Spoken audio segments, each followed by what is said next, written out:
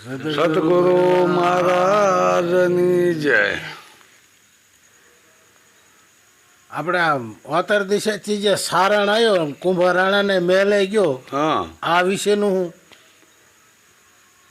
હકીકતમાં હાસું કે ના કુંભારાણા થઈ જાય એ તો બરાબર. કુંભલગઢમાં એનો અત્યારે મોટો ગઢ બાંધેલો રાજા હતા. એના કહેશે કે 299 રાણીઓ હતી. અને આની ઉંમર તો નાની હતી, નિરલબાઈની. એની ઉંમર તો ક્યાં નાની હતી. અને કે જ્યારે એ ખંડિયા રાજા હતા એટલે માગું નાખ્યું એટલે ઓલા રાજાને એમ થયું કે આમના કુંવરનું માગું નાખ્યું. જયમલ રાઠોડ ને એવું થયું કે આમનો કુંવર છે ને કુંભાનો, એનું માગું લઈને આવ્યા. પણ કે ના, મારું માગું. હવે એની ઉંમર કે 60 વર્ષની. હવે એનું માગું નાખ્યું તો નિરલભાઈ એવું બોલ્યા હતા કે વાંધો નહીં, તમ તાર આ પાડજો. કે આપણે ખંડિયા રાજા, જો તમે આ નહીં પાડો તો આપણો રાજા મુશ્કેલી છે, બળજબરી લઈ જાય છે. એટલે એને આ પાડી દો તમ તાર કે. એટલે વાત એને આગળ આંકી કે ભક્તિ એવી હતી નિરલબાઈની કે અહીંયા પરીક્ષા લેવા ગુરુ મહારાજ આવે. પરીક્ષા કોણ લે? ગુરુ ટચ કરે કે આ હવે કુંભામાં કાંઈ સુધારો આવ્યો છે કે નથી આવ્યો. એટલે પરીક્ષા ગુરુ મહારાજે લીધી કે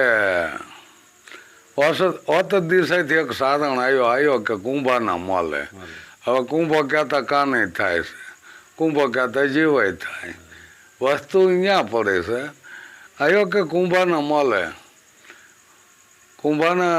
કુંભાએ કીધું કે આવો સારણ, હોનું માગો તો હોનું આપો, રૂપું માગો રૂપું આપો. અને આપું કે ગરજ ભંડારા.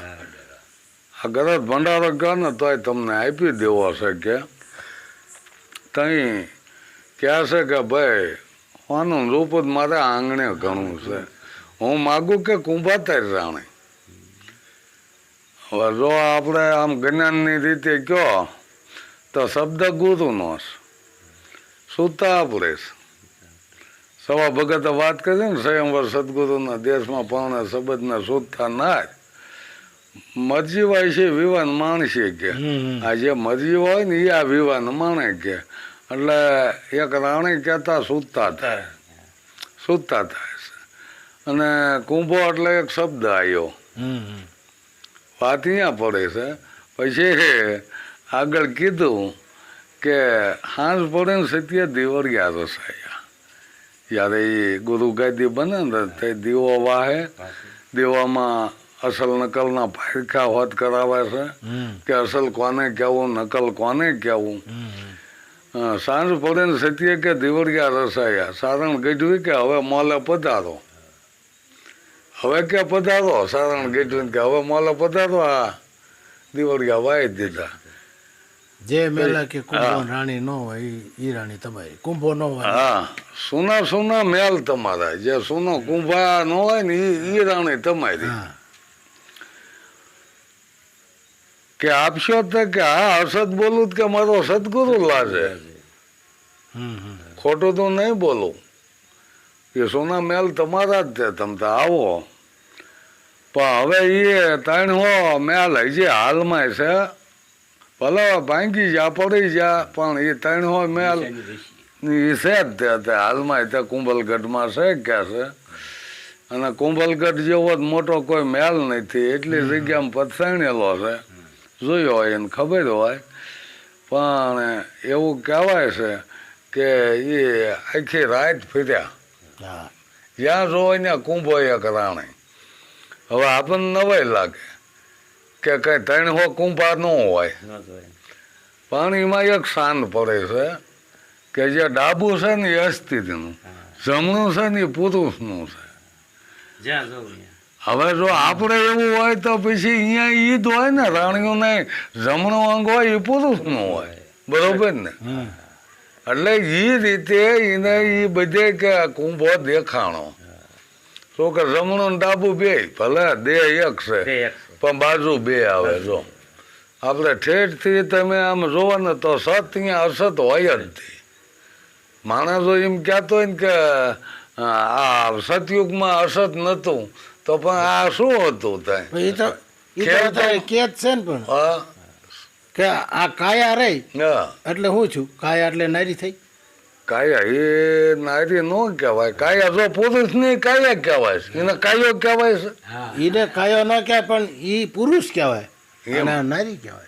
એમ નહીં. કાયા જો પુરુષની હોય તો કાયા જ કહેવાય, અસ્ત્રીની હોય તો કાયા જ કહેવાય. એને કાયો ન કહેવાય પુરુષ. એની અંદર જે પરિવેશ કરી રહ્યો ને એને નર કહેવાય. કીની હતી? બાકી આ જે કાયા રહી ને એને કાયા તો જ એક જ છે હે?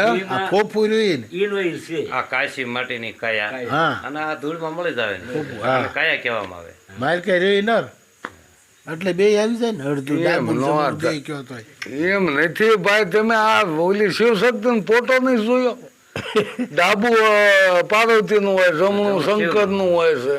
ઈર્ષાન બતાવે શું? શિવ શક્તિ બે પણ next ને જાગૃત થયું છે આ બધું. હા તો પણ એને તો આ બધી શાન પડે છે. જો આ શિવલિંગ છે, અહીંયા હેઠળ થાળું છે, ભંગ છે, બે છે, વસ્તુથી શાન પડે છે.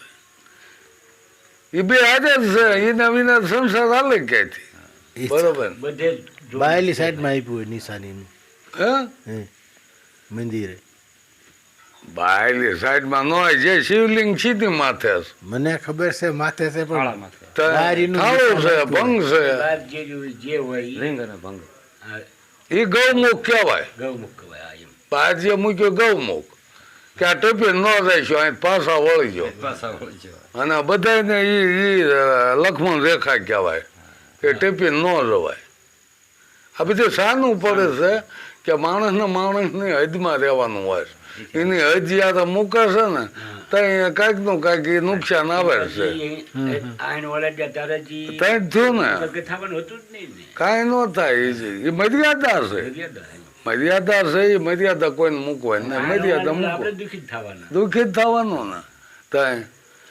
અને આ વસ્તુ કેવી છે, તમને જો સત્ય જણાઈ ગયું હોય તો તમે ખુદ અનુભવ કરી શકો છો. આમાં કંઈ કોઈ પૂછવાનું નથી. તમારો અનુભવ હાસો. કીધેલું વાંચેલું એ બધું ખોટું પડે, પણ તમારો જે અનુભવ થયો એ નક્કી. અને તો જ તમે આ પાડશો. તમારો અનુભવ નહીં પૂગે તેમ ના પાડવાનો છો. હજી તો આપણા નંદનાથી ભેદમાં જ પડ્યા છીએ. બરાબર. નાત જાતના ભેદમાં પડ્યા. કબીરદાસ ધોળાદીએ ફાનસ હળગતું લઈને નીકળ્યા કે શું ભગત અત્યારે ધોળાદીયા હળગતું પાનસ લઈને ફરો કે હું માણા ગોતું કે એમે માણા નથી કે ના તમે કોઈ કણબી છો, કોઈ કાઠે છો, કોઈ કોળે છો. સાચી વાત છે. તમે હજી જાતિવાદમાં છો. હજી તમે માણા નથી. જ્યારે માણા બનો ને ત્યારે આ વાત સમજાય એવી. તો કે માણા બનવા શું કરવું જોઈએ કે ગમે એ માથે ગુરુ ધારણ કર્યું જોઈએ. તેથી એ 5 પ્રતિજ્ઞા તમે આપે અને એ 5 પ્રતિજ્ઞાનું પાલન થાય તો એ તમે માણા બનો. એટલે આ વસ્તુ આ રીતે સમજાય. પછી આ સારણ કહે છે જ્યાં જોવે અહીંયા પછી થાકી રહ્યો ને એટલે હવારી સવારે આવ્યો કે તમારો આ ધર્મ રહ્યો ને એ હાસો છે. એ નક્કી કરી દીધું કે તમે મારી પરીક્ષા પાસ થઈ ગયા છો. બરાબર ને? હાસો તમારો. હા હાસો હાસો ધર્મ તમારો છે. એટલે જે ગુરુએ જેને ઉપદેશ કર્યો હોય એ પૈસાના પારખાવા જ લે છે. બરાબર ને? પણ કોઈ આવા પારખા નથી લેતા કે ખાંડણી આમ ખંડાઈ નાખે છે ને આવું કરે. એ પારખા મુક્તિ મુક્તિની વાત છે કે મસ્તક ઉતારે છે. એ વાત નક્કી છે. કાળમુખ લઈને ગુરુમુખ. પણ એ આ બધું મનથી મુકાય છે. એ મસ્તક વાપરે તો મનથી મૂકી દે છે. ભાઈ હવે આપણે જે આ રહ્યું ને એ ગુરુમુખ છે. કાળમુખ ઉતારવું જ જોવે તો ગુરુમુખ લાગે ને. બરોબર ને? તો આ નદીને પાણી જે રહ્યા એ નદી મૂકી તો એ દરિયાને મળ્યા ને એ પાણી. નદીમાં ભર્યું રહ્યું તો નદીનું જ કહેવાય. પણ જ્યાં દરિયામાં ભર્યો એટલે એ દરિયો જ થઈ ગયો. 999 નદીઓમાં ભેગી થઈ પણ અહીંયા પછી એક નદીનું પાણી રહ્યા નહીં. પાણી એ નદી મૂકી તો દરિયો થયો. એમ હજી આપણે આપણું પદ મૂકવું જ નહીં. એટલે ક્યાંથી એમાં સમાવેશ થાય સતમાં? રામાપીર કીધું સતની આગળ નહીં બીજું કાંઈ. ભાઈ જે તો આપણે પકડ્યું જ નહીં. મેં કહું ઓલા ભાભા એક કહેશે કૂવામાં પડી ગયેલા અને દેખેલો કરતા 3-4 જણા નીકળ્યા. એટલે એકા બીજી કે એટલે આમાં કંઈક અવાજ આવે તો એટલે કે આ તો કંઈક ડોહા માલપા પીડ્યા તો કંઈક મૂળિયું ચાલી લીધેલું એટલે ઠેઠ તળિયે નહીં ગયા હોય. પછી તો અહીંયા શું કહે આજે રાંધવા નતા પેલા ફેંટા બાંધતા સાફા બાંધતા એકા બીજે હંતાડીને જવા દીધું અને બાબાને કે આ ચાલી લ્યો બહાર ખેંચી લેવી તમને. હવે બાબાએ તો એક હાથમાં ચાલ્યું એ ફેંટો અને એક હાથમાં મૂળ્યું એટલે સારે બળ કરે પણ બાબા હલે નહીં. એટલે એક જણો ડોકાણો મજુ આટલા અંધા વજન થાય પણ ડોહાએ મૂળ્યું પકડેલું ઈ મૂકે મૂકે નહીં કે ડોહા મૂળ્યું મૂકી દો કે લે એ મૂકાય એને જ મને બસાયો પછી તો કે બાધા નહીં આવો એમ આપડા મૂળિયા પકડીને દે છે હગવથી બધી હાચી વાત ન ત્યાં સુધી હશે વાત સમજાય એવું નહીં. બરોબર ને પેલા તો પોતો હું કોણ છું એને જ ઓળખાણ કીધું તો પછી ભગવાનને એ બધું પૈસી રહે પણ પેલા પોતાની જ ઓળખાણ થવી જોઈએ ને કે હું કોણ છું. એટલે જ કીધું કે આ કોક જાતે વળી ગયા છે ને કોક આ દેહે વળી ગયા છે એટલે એ જે કાંઈ છે એ મૂકાતું નથી તો મૂકી દો. નદીઓ ગળે હમણાં નદી મૂકી દો એટલે સીધો દરિયો ભળી જાય છે એમ. આ બધા આત્મા જ કહેવાય પણ એ પરમાત્માને પામવું હોય તો એ જીવાત્મા જે જીવ ભાવ છે એ મૂકવો જોવે એ મૂકવો જ જોવે. લ્યો અને ન મૂકાતા હોય તો એની મલિનતા છે. આ ગંગા સત્ય કીધું ને એક શુદ્ધ ને બીજો મલિન. આત્મા કે છે એક જ છે પણ એ બે એના વિભાગ પડે. આ મેં કીધા ને કે દેહ એક છે પણ ડાબુ જમણું બે વિભાગ પડે. સિક્કો હોય પણ બે બાજુ. હા પણ જે મધ્ય છે આ હવે ચારે ફરતા જો બધા બેઠા હોય પછી એકબીજીની દિશા કયો એટલે એ બધા હવન દિશા કે ને પશ્ચિમ પૂર્વ પણ વહેલો શું કે લ્યો હાલો તો એ વહેલો એમ ક્યાંક મારી કોઈ દિશા ન હોય.